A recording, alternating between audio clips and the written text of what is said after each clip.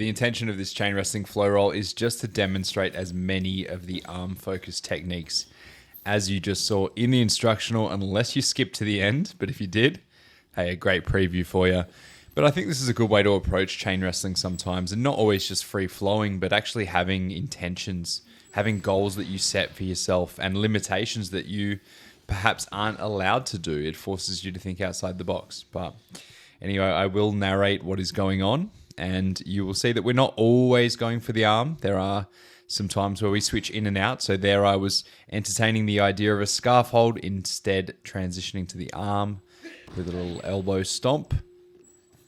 Now going for that 3/4 neck lock, but then using that to transition back to the arm.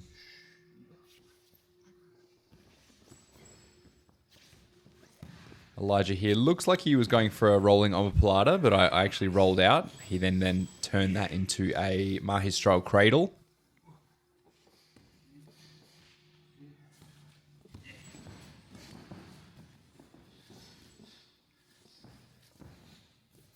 Now the front headlock being countered to the sit-through escape.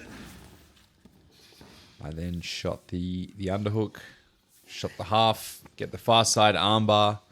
As mentioned in the instructional, my favorite technique, even in legitimate grappling, that is my go-to. And something I've had a lot of success with. And then transitioning from that into the short arm scissors.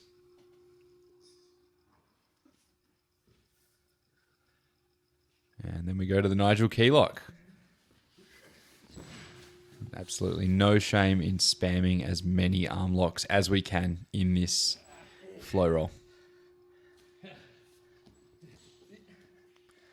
The little stomp on the arm is a really nice touch from Elijah there. So it's a good way to isolate the arm and be able to attach your hands to it if it is out of reach. You know, when you chain wrestle with people, sometimes movement is very high and it's really hard to get what you want. So just thinking about pinning different body parts is a really clever strategy. So they're just using posture so I could transition to the back. Just getting a seatbelt grip. Hooking him now in a cradle. But I was, again, just thinking of ways to get back to the arm. You'll see I actually switched sides to get back to the left side, but he was already one step ahead with the counter. Now hyperextending the arm. And as he brought me over, I tried to look for some sort of choke or some sort of face lock, but ended up getting the arm drag into the Fujiwara armbar. Probably, I would say, one of the most simple catastrophic submissions for a wrestler to use. Not very high demand, which is a good place to start.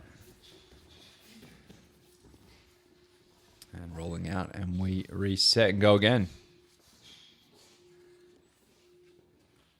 Now taking the overhook. Trying to hyperextend. I could feel him starting to defend and counter, so I just went into the arm wringer, transitioning then into the hammerlock. And he goes into the double wrist lock takeover, into the head scissors. I'm just bridging to relieve the pressure. He's got a nice T Kimura there. And as soon as I can get the hands together, I will lock them, but that does allow him to transition into that armbar.